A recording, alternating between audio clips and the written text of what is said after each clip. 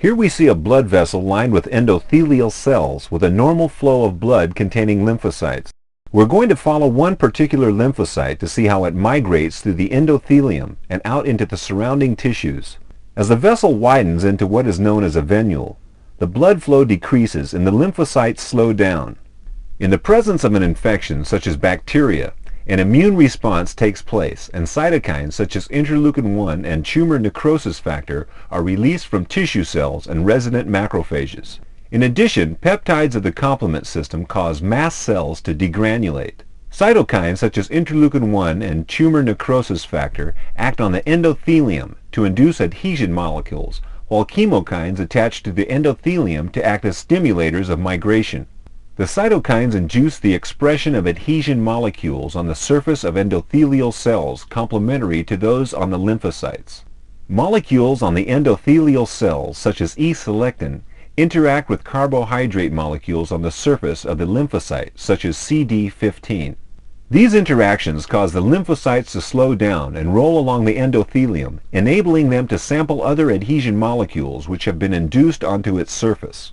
Amongst these are the chemokines, which bind to the lymphocyte and trigger an activation mechanism, causing an influx of calcium ions into the cell and the activation of another group of adhesion molecules onto its surface. These adhesion molecule proteins, called LFA1 and VLA4, interact with other adhesion molecule proteins on the surface of the endothelium, called ICAM1 and VCAM1 respectively. These latter molecules can also be induced onto the endothelial surface by cytokines such as tumor necrosis factor, thereby contributing to the overall induction process. This multi-point adhesion onto the endothelium is called pavementing. Both the adhesion molecules on the lymphocyte and those on the endothelium are each attached to their respective cell's cytoskeleton. This can be thought of as a molecular motor which acts like a tractor, enabling the lymphocyte to pull itself down and out through the endothelium. With a firm anchoring point to move against, the lymphocyte proceeds to extend its pseudopod down into the intercellular junction between the endothelial cells, which retract as they are pushed down. When the pseudopod makes contact with the basement membrane, the cell moves new adhesion molecules down to its leading edge, enabling it to form a new anchoring point. The lymphocyte now releases granules from this leading edge. These contain destructive enzymes such as collagenase and elastase, which puncture the basement membrane, allowing the cell to squeeze down through the damaged area and migrate out into the tissue. This migratory process is called diapedesis. The damaged endothelium then seals over again and reforms.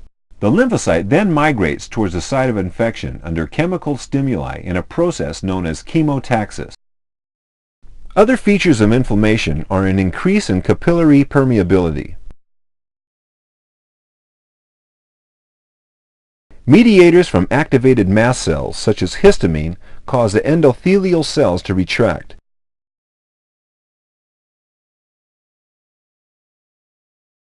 This allows larger serum molecules, such as antibody and complement, to leak into the inflamed area.